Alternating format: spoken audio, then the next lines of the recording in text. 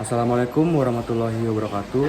Perkenalkan, nama saya Ahmad Falsa Putra dengan NPM 2453045003. Di sini saya akan menjawab pertanyaan UTS dari mata kuliah Landasan Pendidikan. Jadi sini saya akan menjawab pertanyaan nomor satu. Pertanyaan nomor satu adalah behavioristik. Behavioristik adalah teori tentang perubahan perilaku. Jadi bagaimana seorang siswa bisa memiliki perubahan perilaku ketika mendapat sesuatu hal atau mendapatkan suatu apresiasi dari seseorang. Jadi ketika seorang siswa yang pada awalnya itu adalah siswa yang nakal, cenderung malas-malasan dalam belajar, terus juga sangat tidak senang dalam mata pelajaran itu tersebut. Ketika seorang guru melakukan pertanyaan kepada siswa, lalu siswa itu bisa menjawab pertanyaan tersebut. Guru tersebut memberikan apresiasi kepada siswa tersebut.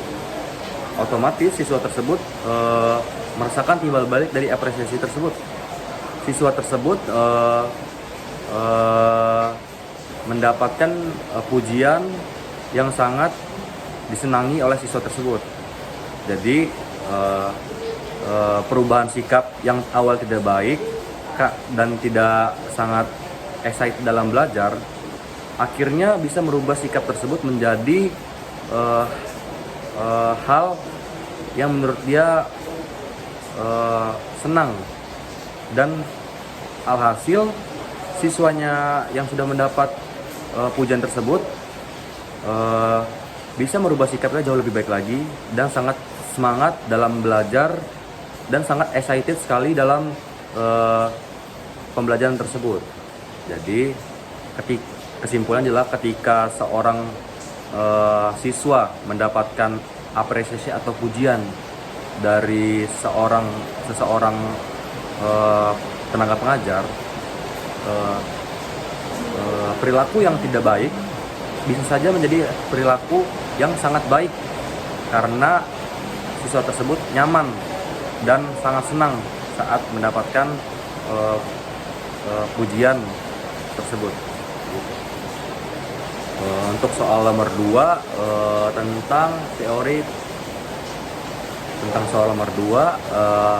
adalah teori konstitusi. Jadi teori ini adalah teori belajar yang berpusat pada siswa. Jadi seorang tenaga pengajar harus bisa menekankan bahwa pengetahuan dapat diciptakan sendiri oleh siswa melalui interaksi dengan lingkungan. Jadi kayak dalam teori ini pembelajaran bukan hanya sekedar mentransfer ilmu saja, tetapi juga seorang siswa harus membangun pengetahuannya sendiri berdasarkan pengalaman pada diri mereka. Jadi seorang tenaga pengajar itu harus memiliki peran dalam mengajar, yaitu dengan cara bagaimana seorang siswa bisa mengembangkan semua bakat, minat, dan kemampuan pada diri mereka menjadi tujuan dia dalam belajar. Jadi kayak siswa tersebut bisa mengembangkan lagi kemampuannya, terus bisa membangun pengetahuan sendiri berdasarkan pengalaman pada diri mereka. Jadi kesimpulannya itu tenaga pengajar tersebut harus memiliki sikap bagaimana caranya seorang siswa bisa yakin pada diri mereka dan kemampuan mereka sendiri dalam belajar, begitu. Baik, di sini saya akan menjawab pertanyaan tentang landasan pendidikan musik. Jadi landasan pendidikan musik itu dibagi menjadi beberapa hal. Yang pertama adanya teori. Jadi seorang guru harus memiliki teori, harus mempunyai dasar dalam mengajar. Jadi guru tersebut memiliki dasar dalam mengajar, mereka akan lebih mudah dalam mengajar. Tidak mungkin seorang guru yang mengajar tidak memiliki skill, keterampilan, atau kemampuan dalam mengajar. Setidaknya seperti itu. Yang kedua adanya keterampilan. Jadi seorang guru itu harus memiliki Baik, di sini saya akan menjawab tentang landasan pendidikan musik. Jadi, landasan pendidikan musik itu dibagi menjadi beberapa hal. Yang pertama adanya teori. Jadi, seorang guru itu sebelum mengajar, sebelum dia menjadi seorang pengajar, dia harus memiliki berbagai dasar dalam mengajar. Seperti kalau dalam pembelajaran musik, seorang guru harus memiliki dasar dalam teori musik atau solfeggio yang baik. Jadi akan lebih memudahkan dia dalam mengajar. Yang kedua, memiliki keterampilan. Jadi seorang guru memiliki keterampilan dalam mengajar. Jadi tidak mungkin seorang guru mengajar hanya dengan menggunakan teori, tapi pasti harus memiliki kemampuan dalam mengajar atau praktek dalam mengajar. Gitu. Jadi hal tersebut wajib dimiliki oleh seorang guru. Yang ketiga juga ada namanya pedagogi. Pedagogi itu adalah kemampuan seorang guru dalam menjelaskan bagaimana caranya seorang siswa bisa lebih mudah mengerti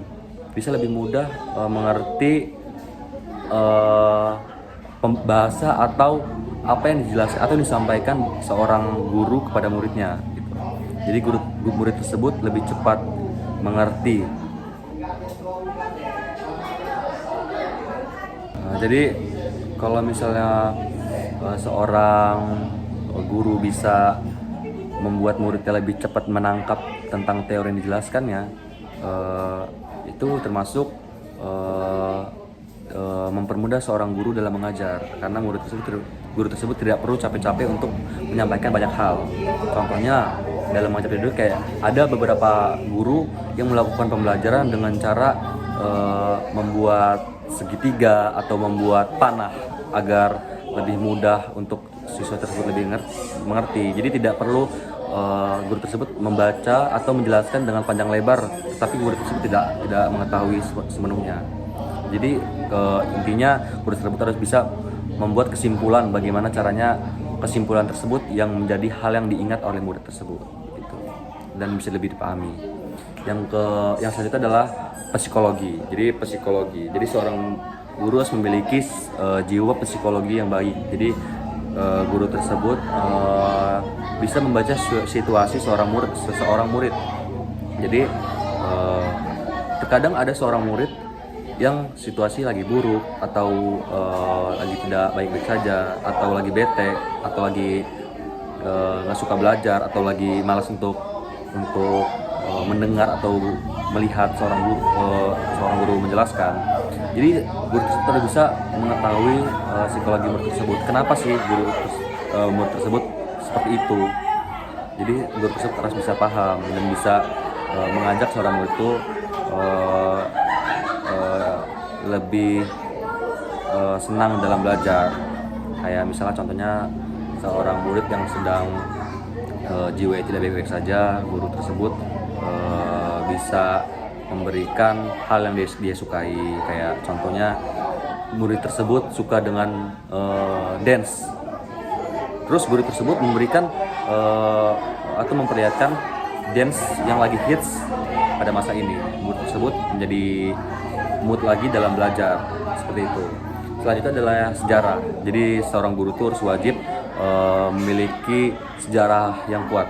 Jadi guru tersebut harus bisa mengetahui banyak sejarah.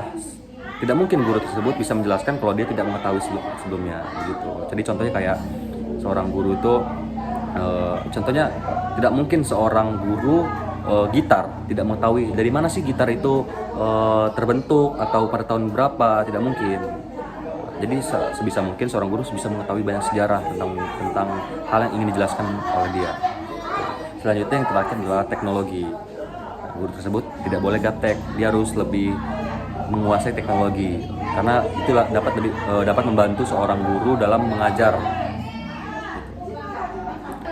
Baik, saya akan menjawab pertanyaan selanjutnya. Jadi ketika saya nanti sudah menjadi seorang guru atau jadi seorang pengajar, apa sih bakal saya aplikasikan dalam mengajar dan dengan cara saya mengajar?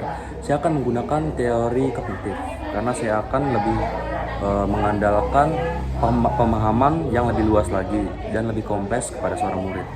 Saya akan melakukan bagaimana caranya seorang murid saya memiliki pemahaman atau pemikiran yang luas dalam suatu hal, dalam suatu materi yang akan saya dalam suatu pembelajaran yang akan saya jelaskan.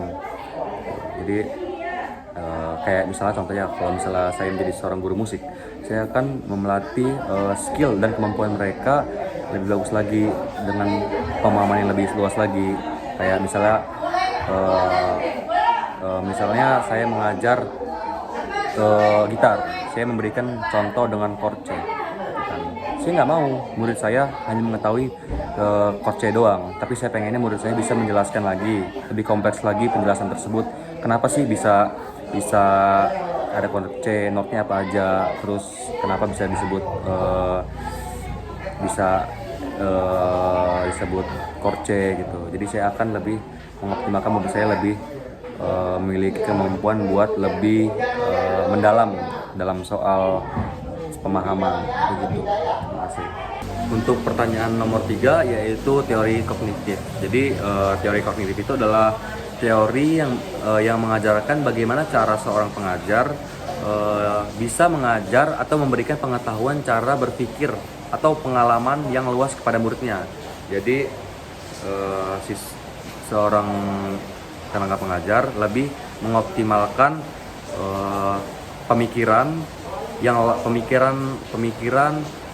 pemahaman yang luas lagi kepada seorang murid dan bisa mengembangkan semua kemampuan murid tersebut dengan baik dan benar. Jadi kayak misalnya seorang guru itu bisa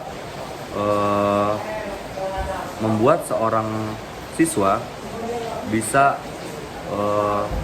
memiliki pemahaman yang baik, terus juga memiliki kemampuan dan skill yang baik, dan juga memiliki pengalaman yang baik. Selain dari itu juga seorang guru seharusnya bisa membuat cara berpikir seorang murid itu jauh lebih baik dan logis lagi. Jadi semua itu juga sebenarnya harus ada dasar-dasarnya. Jadi guru juga sangat berperan bagaimana caranya seorang murid memiliki dasar-dasar itu tersebut dalam belajar, dalam menciptakan sesuatu hal. Terima kasih. Baik, ketika saya dalam mengajar anak SMP dan anak didik saya mengalami kesulitan dalam belajar musik, menurut teori kognitif, saya akan biasanya anak SMP itu lebih cenderung lebih suka dengan konsep abstrak atau yang hanya berupa teori gitu. Jadi masalah yang bisa terjadi kesulitan memahami teori musik yang lebih rumit seperti hubungan antara akord atau struktur lagu yang tidak langsung mereka dengar. Jadi solusi berdasarkan PH, siswa lebih mudah paham kalau cara yang nyata, atau jadi saya akan ajak mereka, jadi mereka itu lebih cenderung untuk mendengarkan dan merasakan apa yang kita mainkan secara langsung ketimbang kita memberikan teori-teori tersebut. Dengan mereka mendengar suara atau mereka bernyanyi bersama, itu mereka menjadi lebih terbawa suasana lebih baik lagi begitu. Terima kasih. Baik, di sini saya akan menjawab pertanyaan nomor 4 yaitu tentang deep learning. Jadi deep learning itu adalah pembelajaran yang mendalam. Jadi deep learning itu merupakan konsep atau formula yang nantinya diturunkan untuk kurikulum, yaitu tujuan utamanya adalah untuk meningkatkan kualitas pembelajaran. Jadi deep learning itu dibagi menjadi 3. Yang pertama adanya mindful. Mindful itu adalah kesadaran. Jadi bagaimana cara seorang guru itu bisa memberikan kesadaran pada muridnya dalam belajar. Seperti murid yang tadinya malas belajar, gimana caranya seorang guru bisa mengoptimalkan muridnya agar bisa semangat agar bisa lebih fokus dalam belajar. Contoh pertama adalah ketika seorang guru ingin memulai pembelajaran, seorang guru wajib melihat kondisi apakah muridnya sudah siap dalam belajar, apakah belum. Jadi kalau si murid tersebut belum bisa untuk melakukan pembelajaran, murid tersebut harus bisa mengkontrol murid tersebut agar bisa belajar dengan baik. dan bisa lebih fokus kepada pembelajaran gitu. Jadi yang kedua itu adalah adanya meaningful learning. Ya. Meaningful learning itu adalah bagaimana cara seorang guru memberikan makna kepada murid tersebut. Jadi kita harus tahu bagaimana caranya seorang siswa tersebut bisa berpikir untuk apa sih dia ini selama ini seorang murid ini belajar, apa makna dari selama ini dia belajar gitu. Kayak misalnya dia ini belajar untuk apa, untuk siapa, dan kedepannya bagaimana. Jadi dia harus mengetahui tujuan dia belajar itu apa. Jadi kalau seorang guru tidak bisa memberikan makna kepada muridnya, otomatis murid tersebut akan sangat tidak mengerti dan akan sangat malas-malasan dalam belajar karena dia nggak tahu untuk apa dia selama ini belajar gitu. Jadi itu sangat penting. Yang ketiga juga itu ada yang namanya joy learning. Jadi joy learning itu bagaimana cara seorang guru itu bisa memberikan materi atau menjelaskan suatu hal dengan cara hal yang menyenangkan. Jadi bagaimana caranya murid tersebut bisa senang dan nyaman dalam belajar. Jadi itu sebenarnya kuncinya adalah dari guru tersebut harus inovatif, kreatif, dan lain-lainnya. Jadi bagaimana cara guru tersebut bisa membuat teori-teori baru atau membuat ide-ide baru, bagaimana cara seorang murid itu bisa mengikuti pembelajarannya dengan senang dan cepat paham. Nah, gitu. Jadi contoh dari teori tersebut yang pertama itu jadi guru tersebut harus memiliki sikap yang inovatif, dia kreatif, dia juga bagaimana cara seorang guru bisa mencari ide-ide atau gagasan yang bisa membantu dalam konteks pembelajaran. Jadi guru tersebut wajib memiliki jiwa kreatif, seperti mereka itu harus misalnya dalam konteks pembelajaran musik itu nggak semua siswa itu memiliki satu genre yang sama.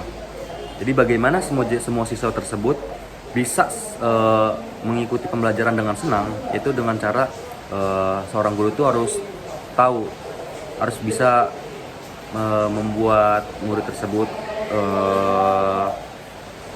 excited dalam belajar. Itu kayak guru itu harusnya nanya dulu ke murid-muridnya, kalian suka genre apa, suka genre apa. Setelah murid tersebut memberitahukan, guru tersebut bisa memberikan atau menunjukkan atau menampilkan hal yang mereka suka. Setelah mereka mengetahuinya, mereka terbawa suasana, mereka merasa senang. Lama-kelamaan mereka bakal nyaman dan sangat ingin untuk belajar dan bisa menyukai materi yang kita jelaskan. Gitu. Nah, baik, di sini saya akan menjawab pertanyaan nomor 5. Jadi kebijakan transformatif learning dibagi menjadi 3, yaitu adanya peningkatan pendidikan di abad 21. Jadi peningkatan tersebut dibagi menjadi 3 jenis. Yang pertama adanya berpikir kritis. Jadi berpikir kritis itu adalah bagaimana cara seseorang bisa untuk memiliki sikap rasa ingin tahu yang luas, lebar. Jadi siswa tersebut sebelum seorang dosen atau seorang guru atau seorang tenaga pengajar memberikan materi, dia sudah mencari tahu terlebih dahulu. Jadi setelah mereka mencari tahu terlebih dahulu, setelah si dosen itu atau si guru itu ada dalam ruangan tersebut, mereka akan lebih banyak bertanya, mereka akan lebih banyak ingin tahu lebih luas lagi gitu. Jadi seorang murid itu memiliki rasa ingin tahu yang luas, yaitu adalah kritis.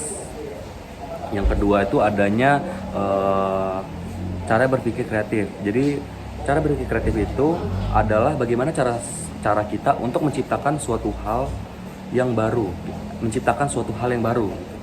Ya, kita sudah memiliki teori yang sudah kita kuasain sebelumnya,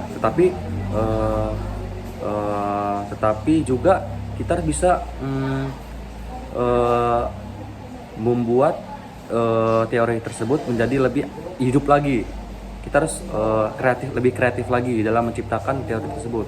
Kayak kita harus menciptakan suatu hal yang baru, terus kita harus bisa memiliki gagasan atau karya yang baru. Kreatif juga biasanya diartikan sebagai kemampuan untuk mengembangkan ide-ide baru. Jadi kita harus memiliki ide-ide baru yang lebih inovatif lagi, yang lebih baik lagi untuk disebarkan kepada orang yang lebih luas, orang luas. Oke, lanjut ke yang ketiga, itu adalah teori kolaboratif. Jadi kolaboratif itu bagaimana seseorang dua belah pihak bisa saling berinteraksi atau saling berkolaborasi satu sama lain. Jadi kedua belah pihak itu bisa mengkombinasikan pemikiran mereka yang berbeda menjadi satu pemikiran yang lebih komplit lagi, sehingga menciptakan suatu karya yang baru, dan karya tersebut bisa membuat diri mereka menjadi lebih berguna lagi untuk kedepannya. Jadi istilahnya harus memiliki jiwa kolaboratif jika ingin lebih gampang melakukan berbagai hal begitu. Nah, setelah itu ada juga tentang penguasaan teknologi. Jadi seorang guru itu wajib untuk bisa menguasai teknologi agar kedepannya bisa memudahkan cara mengajar seorang guru kepada muridnya, agar si guru tersebut tidak perlu repot-repot lagi, atau ketika guru tersebut lagi sedang tidak bisa dalam mengajar, guru tersebut memiliki cara tersendiri untuk bisa mengajar tetapi tidak hadir dalam pembelajaran tersebut. Jadi contohnya kayak dalam penguasaan teknologi itu kita tuh harus bisa belajar teknologi digital, terus juga belajar IT. Jadi contoh pertamanya kayak seorang guru setelah menguasai teknologi, mereka akan lebih mudah dalam mengajar menggunakan daring atau V-Class atau menggunakan Google Meet. Jadi lebih mudah tanpa harus ketemu, karena kondisi guru tersebut lagi sedang tidak bisa untuk hadir. Yang kedua juga, guru tersebut lebih paham. Dia tidak mudah untuk dibohongi oleh muridnya, karena semakin lama semakin canggih perubahan zaman. Jadi kebanyakan siswa-siswa atau mahasiswa banyak menggunakan IT atau menggunakan Google atau menggunakan AI dalam mengerjakan tugas. Guru tersebut tidak boleh gaptek atau tidak boleh kalah dari seorang murid. Guru tersebut bisa menguasai teknologi tersebut. Jadi guru tersebut tahu, jadi murid ini mencontek atau tidak jujur dalam mengerjakan tugas. Jadi itu sangat membantu dalam pembelajaran. Yang ketiga, adanya informasi. Jadi guru tuh harus bisa terus update dalam media informasi, dalam perubahan zaman yang terus berubah menjadi lebih canggih lagi. Jadi guru harus bisa menjadi guru yang terus update dalam semua hal, karena setiap tahunnya kurikulum itu bakal terus berbeda, akan terus berubah. Jadi perubahan cara mengajar pun akan sedikit berbeda, walaupun tidak semuanya berbeda. Jadi seorang guru itu wajib terus update dalam sebuah informasi. Baik, itu saja. Baik, maaf sebelumnya kalau saya sempat melengkah soal yang nomor 5, jadi saya akan menjawab pertanyaan tersebut. Yang pertama adalah Kementerian Pendidikan Tinggi. Jadi Kementerian Pendidikan yang tinggi itu dia lebih berfokus kepada pendidikan universitas, sekolah tinggi, atau misalnya politeknik atau juga akademik. Kementerian Pendidikan Tinggi itu atau pengurus pendidikan setelah SMA seperti perkuliahan yang berguna untuk gelar sarjana atau S1, magister, S2 ataupun rektor S3 gitu. Jadi contohnya itu kayak ada yang namanya ada beasiswa untuk para mahasiswa, terus juga untuk pengembangan riset di kampus dan juga untuk akreditas perguruan tinggi. Jadi kemudian adanya Kementerian Pendidikan Dasar dan Menengah. Kementerian itu berfokus untuk pendidikan anak-anak yang masih sekolah dasar atau SD, sekolah menengah pertama, SMP atau SMA sesuai dengan namanya tadi, yaitu Kementerian Pendidikan Dasar dan Menengah. Tugasnya mereka itu seperti kayak memastikan anak-anak mendapatkan pendidikan yang layak, dan juga mereka juga ingin seorang anak bisa memiliki pendidikan yang baik gitu. Karena struktur pendidikan tersebut itu sangatlah berbeda, dari mulai sosialisasinya, terus organisasinya ataupun pemimpinnya itu sangat berbeda, apalagi cara mengajarnya. Jadi itu adalah salah satu sedikit perbedaan dari pendidikan tinggi dan pendidikan yang dasar, karena dari segi mengajar saja sudah beda gitu. Nggak, ada step by stepnya dalam belajar dan dalam perkumpulan atau organisasi ataupun teknik dalam belajar, teknik dalam pengajar. Baik, itu saja, hanya itu saja yang bisa saya jawab dari pertanyaan dari Bapak. Saya mohon maaf kalau ada kesalahan atau salah perkataan dari saya. Terima kasih sudah melihat atau mengecek tugas dari saya ini. Mohon maaf sebelumnya. Terima kasih, Pak. Assalamualaikum warahmatullahi wabarakatuh.